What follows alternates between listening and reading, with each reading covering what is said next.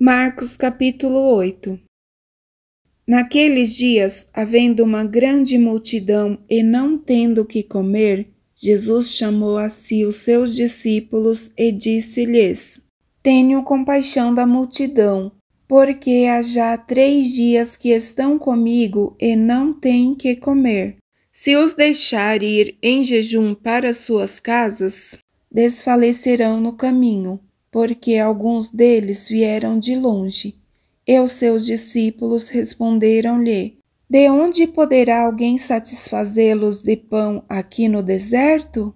E perguntou-lhes: Quantos pães tendes? E disseram-lhe: 7. E ordenou à multidão que se assentasse no chão.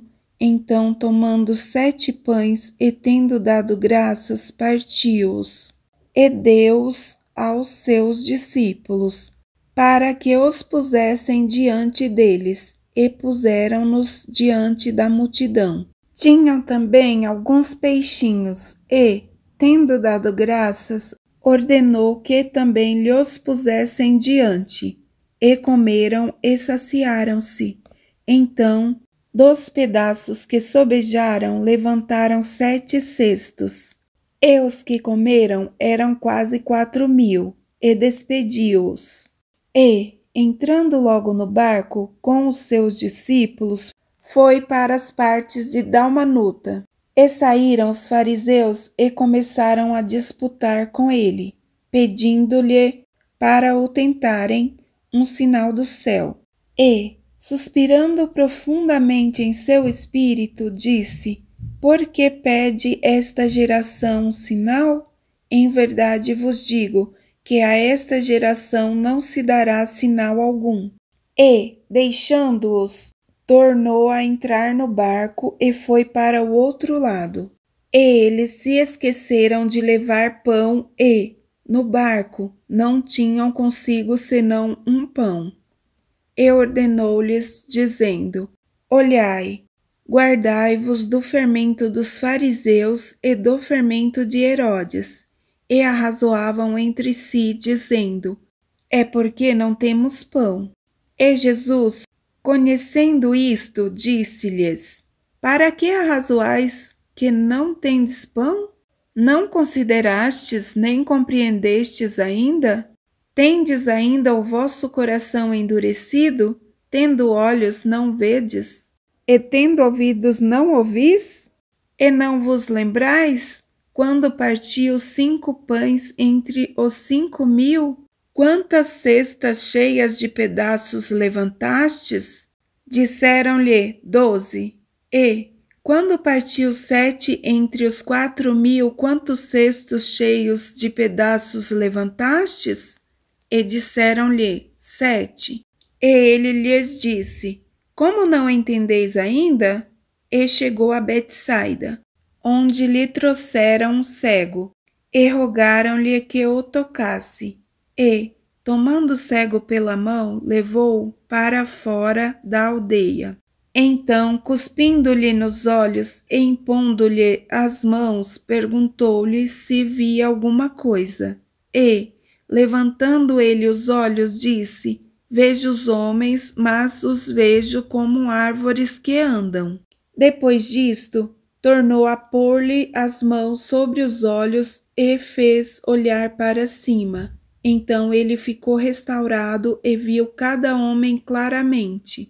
E mandou para sua casa, dizendo: Nem entres na aldeia, nem o digas a ninguém na aldeia. E saiu Jesus e os seus discípulos para as aldeias de Cesareia de Filipe. No caminho perguntou aos seus discípulos, dizendo: Quem dizem os homens que eu sou? E eles responderam: João o Batista, e outros Elias, mas outros um dos profetas. E ele lhes disse: Mas vós, quem dizeis que eu sou? E, respondendo Pedro, lhe disse: Tu és o Cristo. E admoestou-os para que a ninguém dissessem aquilo dele. e começou a ensinar-lhes que importava que o Filho do Homem padecesse muito e que fosse rejeitado pelos anciãos e príncipes dos sacerdotes e pelos escribas, e que fosse morto, mas que depois de 3 dias ressuscitaria. E dizia abertamente estas palavras. E Pedro o tomou à parte e começou a repreendê-lo.